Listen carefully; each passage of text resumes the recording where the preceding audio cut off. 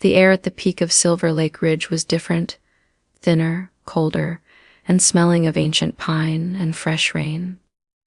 It was the kind of air that belonged to people who had made it, a crisp reward for a life spent in the humidity of construction trenches and the dust of restoration sites. I pulled my car to a stop at the edge of the driveway, my hands gripping the steering wheel so tight my knuckles were the color of ivory. This was it, the stone shadow, my minimalist masterpiece, a house of raw concrete, soaring glass, and dark oak that I had spent the last 7 years of my life manifesting into existence. It wasn't just a building, it was a fortress. It was the physical embodiment of every weekend I didn't take off, every vacation I canceled, and every grueling hour I spent restoring historical facades for clients who didn't even know my name. Normally, this moment should have been silent. It should have been punctuated only by the clicking of my cooling engine and the distant call of a hawk. Instead, the air was violated by the grinding of a diesel engine and the rhythmic thud of heavy boots on the driveway. A massive, rusted moving truck was parked crookedly across my pristine gravel. 3 men in sweat, stained shirts were hiving a floral, patterned sofa, a sagging, hideous thing that smelled of stale cigarettes and cheap air freshener even from 20 feet away, up my custom-built stone steps. I knew that sofa. It was the centerpiece of my sister Clara's living room, a piece of furniture I had always detested. Beside the truck stood a gilded display cabinet, its fake gold leaf peeling at the corners, looking like a discarded prop from a low-budget period drama. My heart didn't just sink, it turned into a cold, hard stone in my chest. "A little more to the left. Watch the corner, you idiots! That's an Italian finish!" The voice boomed from the second-floor terrace, my terrace.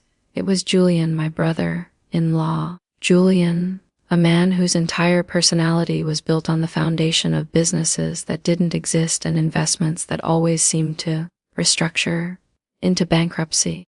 He was standing there, leaning over the glass railing I had personally inspected for structural integrity, wearing a silk robe that looked suspiciously like a housewarming gift I had bought for myself and left in the hall closet a week ago. Through the massive floor to ceiling windows of the main living area, I saw movement. 3 small shapes were blurring across the hand-scraped dark oak floors. Clara's children. They were jumping on the built, in leather benches, their muddy shoes leaving streaks on the pristine surfaces. Clara herself was visible in the kitchen, her back to me, rummaging through the high-end cabinetry I had imported from Denmark. I sat in the driver's seat, paralyzed. The shock was a physical weight. My phone, resting in the center console, began to buzz. I didn't even have to look at the caller ID. I knew the rhythm of my mother's persistence. I answered it, my voice a ghost of itself.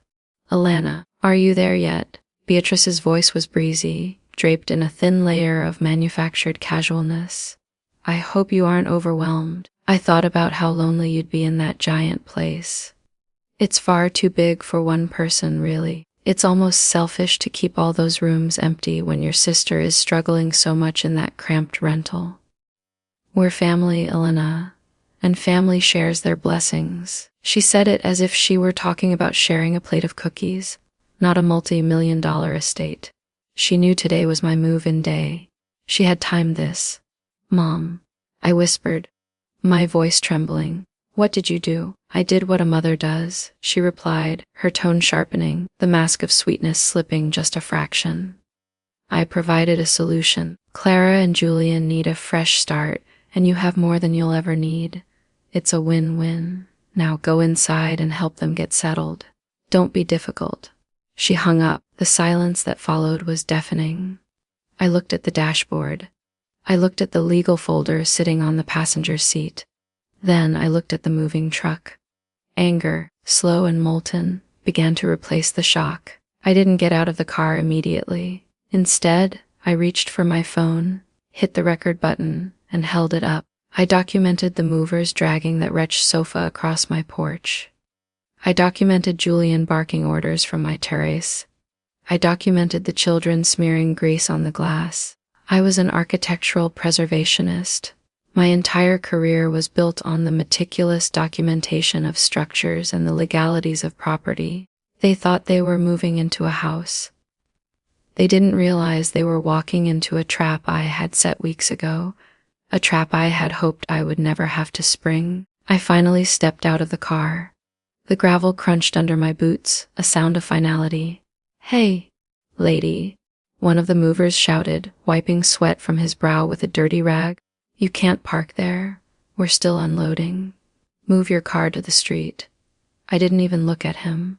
I walked past the truck, past the peeling gold cabinet, and straight through my own front door. The interior of the house smelled of grease. On my custom quartz kitchen island, a stone I had spent 3 weeks sourcing from a quarry, sat 3 bags of soggy fast food. Clara was leaning against the counter, sipping from a crystal glass that I recognized as part of a vintage set I'd stored in the pantry. Oh, Elena, you're finally here. Clara chirped, a bright, artificial smile plastered on her face. "Surprise! I bet Mom told you, right? Isn't this great? We got here early to help you break in the place. The kids absolutely love the backyard, though Julian says we'll need to put in a pool immediately for his business associates." I looked at her. I looked at the grease stains on the quartz. I looked at the scratches already appearing on the floor from the movers' dollies. "Clara," I said, my voice dangerously low, "why is your junk in my foyer? Why are your children destroying my furniture? And why is your husband wearing my bathrobe?" Clara's smile didn't falter, but her eyes went cold. "Don't be like that, Elle. We talked about this with Mom. You're always so focused on yourself, on your career, on your achievements. But what is a house if it's not full of family? Julian needs a professional address to get his new tech firm off the ground. Silicon Valley investors won't take him seriously if he's living in a duplex. And the kids need space. You have 6 bedrooms. 6! You only have 1 body. It's basic math. It's basic trespassing," I countered. "I never signed a lease. I never gave you permission. This is my home, not a dormitory. Not a charity ward. Get your things out, now." From the stairs, Julian appeared, still in the robe, looking smug. Elena, let's not get emotional. We're all adults here. Think of this as a strategic partnership. I'll bring the prestige of my CEO status to this address, and in return, we'll keep the place lived in. It's good for the property value. Plus, once my first round of funding hits, I might even toss you a few bucks for the rent. Consider it an investment in the family brand. The family brand, the same brand that had drained my father's 401k to fund Julian's luxury vegan bistro that lasted 3 months. The same brand that had forced me to pay for Clara's 3rd wedding because Elena makes so much money and it's only fair. "Julian," I said, looking him dead in the eye, "you have 10 minutes to tell those men to put everything back on that truck. If you don't, the next person you talk to won't be me." "Oh, stop the drama." Julian laughed, waving a dismissive hand. "Mom gave us the key. We have legal right to be here. Permission of the occupant or whatever. You can't do anything." He walked over to the window and tapped the glass. "By the way, this glass is a bit thin. I'm thinking of having it tinted. Makes it more executive." I felt the last thread of my patience snap. But I didn't scream. I didn't throw a fit. I simply turned around and walked back out the front door. "Where are you going?" Clara shouted after me, her voice tinged with a hint of nervousness. Elena, don't be a spoiled brat. We're making dinner. I didn't answer. I reached into my bag and pulled out my phone. I didn't call my mother. I didn't call my father. I called the local precinct and then dialed a direct line to Arthur Sterling, the most aggressive property litigator in the state. "Arthur," I said, my voice as cold as the concrete walls of my house. "It's happening. Exactly like we discussed. The guests have arrived. I need the enforcement team at the Silver Lake address in 15 minutes. Yes, I have the footage. Yes, the deed is in the car." "What, Alana?" Clara had followed me out onto the porch, her face pale. "Who are you talking to? Was that a lawyer? You wouldn't. Not to your own sister." I looked at her, and for the first time in years, I didn't feel the crushing weight of sibling obligation. I felt nothing but the clarity of a clean slate. "You aren't my sister right now, Clara," I said. "You're an intruder, and you're about to find out exactly how much I value my achievements." The next 10 minutes were a blur of escalating tension. Julian came out trying to play the big brother role, his voice booming with false confidence. He threatened to call my father. He threatened to tell the entire extended family how unstable I was. He even tried to physically stand in front of my car to prevent me from leaving, though I had no intention of going anywhere.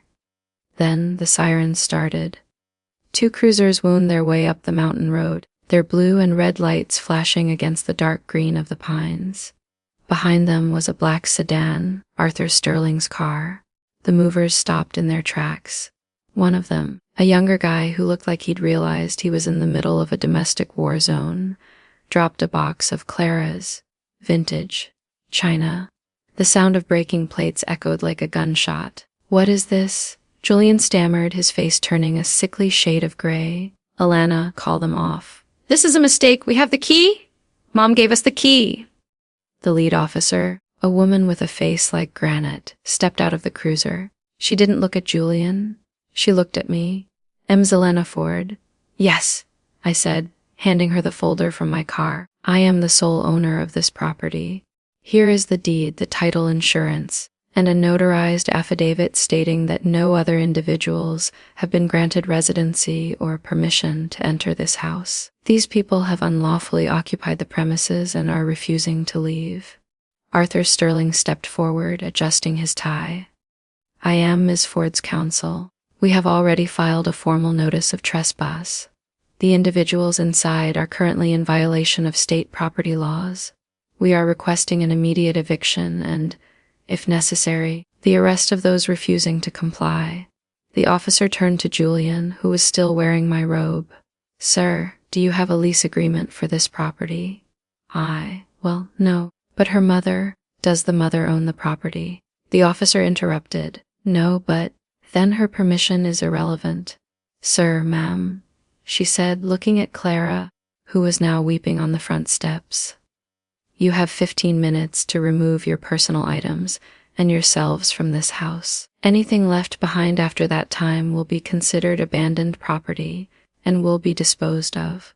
If you interfere with the mover's exit or refuse to leave, you will be taken into custody for criminal trespass." "You're throwing us out," Clara shrieked, looking at the neighbors who were now standing at the edge of their driveways, watching the spectacle. "Elena, how could you be so cruel?" The children. Think of the children. "I am thinking of the children, Clara," I said. "I'm thinking they deserve parents who don't teach them that stealing from family is a business strategy." The scene that followed was the most humiliating moment of their lives, and I watched every second of it. The movers, terrified of legal repercussions, began throwing things back onto the truck with zero regard for fragility. The floral sofa was shoved in upside down. The gold cabinet lost a leg as it was dragged down the stone steps. Julian was forced to go inside and change out of my robe, emerging in a wrinkled tracksuit looking small and defeated. Beatrice called again. I put it on speaker so the officer could hear. "Elena, stop this madness right now." "I am your mother, And I order you to let them stay. You are tearing this family apart. what will people say at the club? What will your father say?"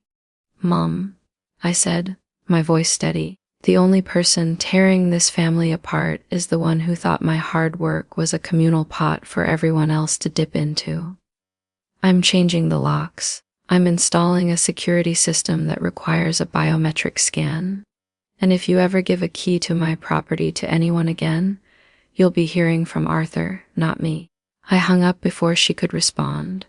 As the truck finally pulled away, tires screeching, and Clara's car followed, the silence of the mountain returned. But it was different now. It was a heavy, earned silence. The officer tipped her hat to me. "Have a quiet night, Miss Ford. I'd recommend getting those locks changed immediately. We'll keep a car in the area for the next few hours." "Thank you," I said. Arthur lingered for a moment. "You did the right thing, Elena. People like that, They don't stop until you build a wall they can't climb over. You just built a very expensive wall. It was worth every cent, I replied. I walked back into my house. It was a mess. There were scuff marks on the floors. The smell of cheap burgers lingered in the air, and a single, broken porcelain doll head lay in the middle of the foyer, a remnant of Clara's children. I didn't cry. I didn't feel guilty. I went to the kitchen, took a bottle of high-end disinfectant, and began to scrub the quartz island. I scrubbed until the stone shone like a mirror. I scrubbed until every trace of them was gone. The sun began to set, casting long, dramatic shadows across the concrete walls. I sat on the floor of my empty living room, leaning my back against the cold, solid wall. For the first time in my life, I wasn't a daughter, a sister, or a safety net. I was just Elena, and I was finally, truly home. In the weeks that followed, the fallout was exactly as I had predicted. The family brand went into overdrive. My father called me, his voice thick with a disappointment he had never used on Julian when he lost $80,000 of my parents' savings. "You've made us a laughingstock, Elena," he said. "Your mother won't leave the house. Clara is living in a motel. Is a house really worth more than your blood?" "Yes," I told him, "because this house is the only thing in this family that doesn't ask me to disappear so someone else can shine." I blocked his number. I blocked them all. I hired a cleaning crew to deep clean every inch of the house. I had the floors refinished where the movers had gouged the wood. I installed a gate at the bottom of the driveway with a camera system that sent an alert to my phone the moment a car turned onto the road. One evening, about a month later, I was sitting on the terrace. The air was cool, and the stars were beginning to pierce through the indigo sky. My phone buzzed. It was an alert from the gate. I opened the app. A car was parked at the entrance. It was my mother's sedan. She didn't get out. She just sat there, looking up at the house, a dark silhouette against the lights of the valley below. She stayed for nearly 20 minutes. In the past, I would have felt a pang of longing. I would have wondered if I should go down there, apologize, and let her in for tea. I would have felt the old, familiar itch of being the bigger person. But as I watched her on the screen, I realized that I didn't owe her my peace. I didn't owe her the keys to my life.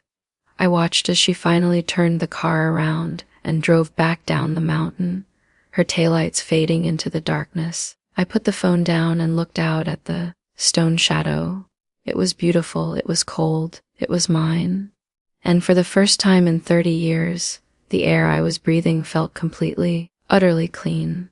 The months turned into a season of profound stillness. Living in the stone shadow was an exercise in learning who I was when no one was watching, and more importantly, when no one was taking. I spent my mornings watching the fog roll through the valley, draped in silence that felt like a luxury more expensive than the house itself.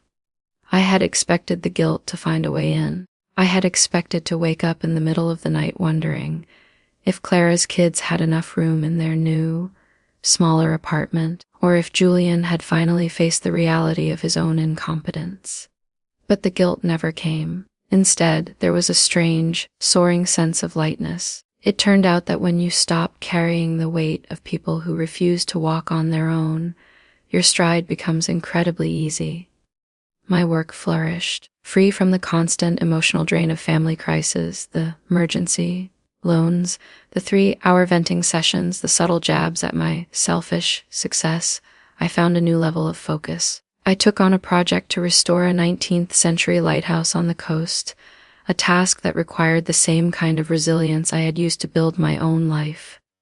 One afternoon, while I was reviewing blueprints on my terrace, a package arrived. It wasn't from a client. It was a thick envelope with no return address, but I recognized the frantic, looping handwriting. It was from Beatrice. I hesitated, the old reflex of obedience pulling at my fingers. But I was a different woman now. I opened it carefully. Inside was a collection of old photographs. There was a picture of me and Clara as children, dressed in matching velvet dresses, our arms around each other. There was a photo of my college graduation, where I stood beaming in my cap and gown, while my mother looked off to the side, already talking to Clara. And then there was a letter. "Elena," it began, the ink smeared in places as if she had been crying. "I don't know who you are anymore. We raised you to be a pillar of this family, and instead, you've become a stone. Clara is struggling. Julian's health is failing from the stress. The children ask why Auntie Elena doesn't love them anymore. Is this what you wanted? To sit in your glass castle alone, surrounded by things that can't love you back? We are willing to forgive you. We are willing to move past the police and the lawyers. Just come home for Sunday dinner. Let's talk about how we can fix this. Julian has a new opportunity, a real one this time, and he just needs a stable environment to focus. Please, Elena, don't let your pride be the end of us." I read the letter twice. The first time I looked for the love. The second time I looked for the hook. It was there, buried in the middle. Julian has a new opportunity. He just needs a stable environment. They weren't mourning the loss of a daughter or a sister.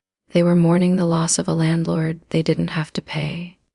They were mourning the loss of a stable environment they could exploit. I didn't cry. I didn't even feel angry. I felt a profound sense of pity, not for them, but for the version of me that would have fallen for it. I took the letter and the photographs to the small outdoor fireplace on the terrace. I watched the flames look at the edges of the velvet dresses and the graduation gown. I watched the words, stable environment, turn into ash and drift away on the mountain breeze. I didn't go to Sunday dinner. I didn't send a reply. Instead, I went to a local shelter and adopted a dog, a retired racing greyhound with deep, soulful eyes and a quiet disposition. I named him Silas. He quickly learned the layout of the stone shadow, his long legs clicking softly on the oak floors that Clara's children had once tried to ruin. Silas didn't want my money. He didn't want my house. He just wanted a warm spot in the sun and a hand on his head. One evening, as the first snow of winter began to dust the peaks of Silver Lake Ridge, I received a final piece of news from a distant cousin who hadn't yet been blocked. "Thought you should know," the message read. Julian tried to sue the moving company for the damage to the furniture. They countersued for unpaid fees and harassment. He lost. Clara took a job at a local boutique. They're moving to the city. Beatrice is telling everyone you're traveling abroad for work. I think they've finally realized the stone shadow is off limits. I deleted the message and looked over at Silas, who was stretched out on a rug in front of the fire. The house was warm, the air was still, and for the first time in my life, the family brand had no power here. I stood up and walked to the massive glass wall. Outside, the world was turning white, silent, and pure. I pressed my hand against the cool surface of the glass, the same glass Julian wanted to tint, the same glass Clara's children had smeared with grease. It was clear, it was strong, and it was mine. I wasn't alone in a glass castle. I was the architect of my own peace, and as the snow fell, burying the tracks of the past, I knew that the foundation of my life would never shake again. I had built more than a house. I had built a boundary, and inside that boundary, I was finally, beautifully free. The seasons continued to shift, each one bringing a deeper layer of security to my life. The stone shadow became more than a house. It became a living entity, a partner in my solitude. I learned the way the light moved across the concrete at 40 odors p.m. in February, and how the wind whistled through the pine needles in July. My career took a turn I hadn't expected. No longer feeling the need to prove my worth through grueling manual labor and constant availability, I started a consultancy firm. I chose my clients based on the integrity of their projects rather than the size of their wallets. I worked from the library of my home, Silas curled at my feet, the quiet interrupted only by the scratching of my pen and the occasional crackle of the fireplace. The world of my family felt like a distant, fading radio station, static and noise that occasionally flared up before being tuned out. I heard through the grapevine that Julian had tried to start a podcast about entrepreneurial resilience, which lasted for 2 episodes before he ran out of people willing to listen to his excuses. Clara had apparently moved again, this time into a smaller place closer to her job. My mother had stopped sending letters. Perhaps she had finally realized that the stone she had complained about was actually a diamond, hard, unbreakable, and entirely out of her reach. One spring morning, exactly a year after the day of the moving truck, I found myself standing in the foyer where it had all begun. The sun was streaming through the front door, highlighting the grain of the oak floors. There was no smell of grease. There were no scratches. There was only the scent of fresh lilies I had placed on the quartz island. I realized then that the greatest victory wasn't the house itself.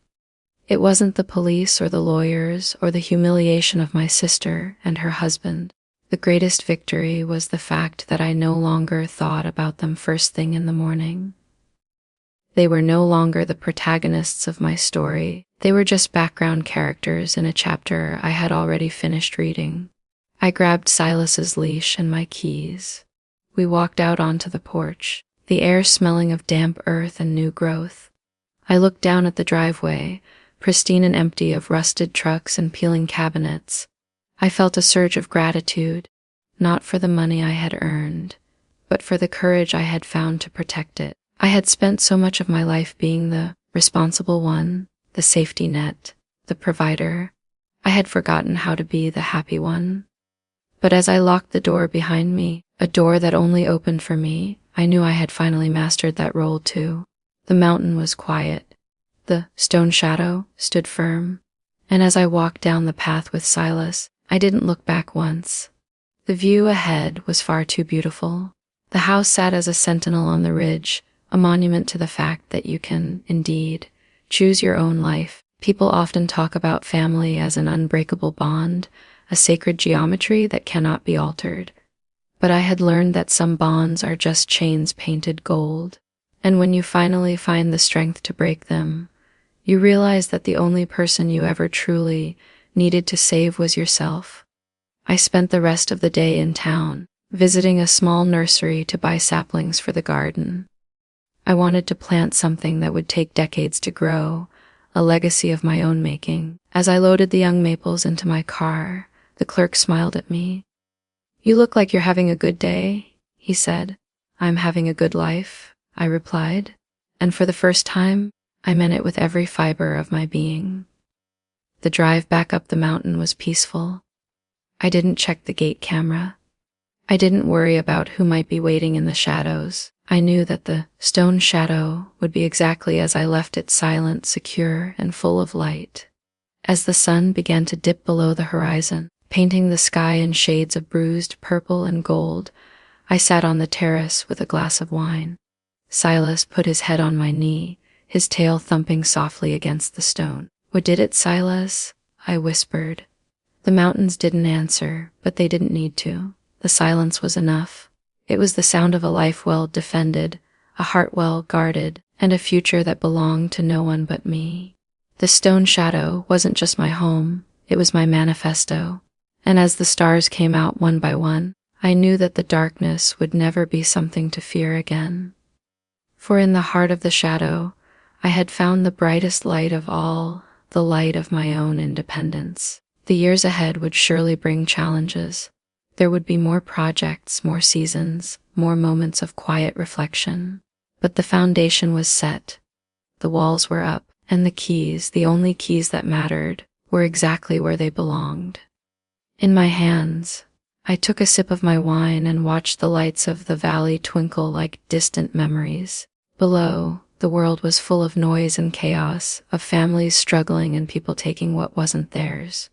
But up here on Silver Lake Ridge, there was only the wind, the stars, and the beautiful, unbreakable silence of a woman who had finally come home to herself. I realized that the stone shadow wasn't just built of concrete and glass. It was built of every no I had ever said, every no to Julian's schemes, every no to Clara's demands, every no to my mother's manipulations. Those no's were the bricks. They were the mortar. They were the reason the roof didn't leak and the walls didn't crumble. I had learned that, no, is not a selfish word. It's a holy word. It's the word that protects the yes. Yes to my peace. Yes to my creativity. Yes to my future. I stood up and walked to the edge of the terrace, looking out over the vast, dark expanse. I felt a sense of connection to every woman who had ever been told that her success was public property. I felt a connection to everyone who had ever been made to feel guilty for their own hard work. "It's okay," I whispered into the night. "You can keep it. You can protect it. You are allowed to be the sole owner of your life." I went inside and closed the door. The biometric lock engaged with a soft, reassuring click. I turned off the lights, one by one, until the house was dark save for the silver glow of the moon reflecting off the concrete. I climbed into my bed, the one I had chosen, in the room I had designed, in the house I had bought. Silas curled up on his rug. The world was still, and as I closed my eyes, I didn't dream of the past. I didn't dream of the floral sofa or the peeling gold cabinet. I dreamed of the maples I would plant in the morning. I dreamed of the deep roots they would grow. I dreamed of the shade they would provide for years to come, a shade that would belong to no one but the earth and the woman who planted them. The story of the stone shadow wasn't a story of loss. It was a story of reclamation. And as I drifted off to sleep, I knew that the best chapters were the ones I hadn't written yet. But I knew one thing for sure: they would be written in my voice, on my terms, and in my own time. And that was more than enough. The house stood silent in the moonlight, a masterpiece of architecture and a monument to the human spirit. It was the stone shadow, a place where the past was just a ghost, and the future was as solid as the rock it was built upon. And so, in the quiet of the mountain, Elena Ford finally slept. Not as a daughter, not as a sister, but as herself, whole, unbroken, and finally, truly free. The dawn would come soon, and with it, the light. But for now, the darkness was perfect. It was the quiet before the beginning, the stillness before the growth, the peace that comes only when you realize that you are the architect of your own sanctuary, and that no one, not even family, can take that away from you. The stone shadow was complete, and so was she. In the final reckoning, the value of a house isn't measured in dollars or square footage. It's measured in the safety it provides to the soul. And by that measure, Elena's house was the most valuable place in the world. She had built a fortress of integrity in a world of exploitation. She had chosen herself in a family that demanded she be someone else. She had won. And as the first light of morning touched the peaks of Silver Lake Ridge, the stone shadow glowed like a beacon, a reminder to all who saw it that freedom is the most beautiful thing you can ever build. The end of her old life was just the beginning of her real one. And the world was waiting. Elena woke up, stretched, and looked out at the new day. The maples were waiting to be planted. The air was fresh. And for the first time in forever, she couldn't wait to see what happened next. Because for Elena Ford, the stone shadow wasn't just a house, it was the world. And she was the queen of it. The silence of the house was no longer empty. It was full of the presence of a woman who knew her own worth. It was full of the quiet dignity of a life lived on its own terms. She walked into the kitchen, the sun-warmed floor beneath her feet a constant reminder of her reality. She made coffee, the sound of the beans grinding a rhythmic comfort. She looked at the quartz island, now clear of everything but a single, perfect lily. She was ready. She was more than ready. She was home. And as she stepped out into the garden, the young maples waiting in their pots, she felt the sun on her face and the wind in her hair. She began to dig, the soil cool and dark, just like the foundations of her house. She was planting her future. She was growing her peace. She was Elena Ford. And she was exactly where she was meant to be.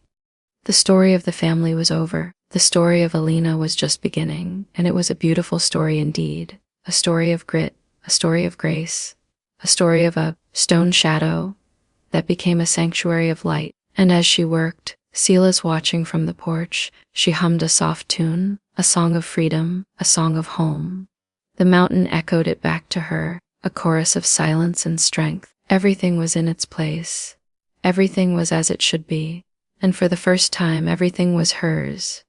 The sun rose higher, the shadows retreated, and Elena Ford kept digging. She was building something that would last. She was building a life. And it was magnificent. The end was not an end at all.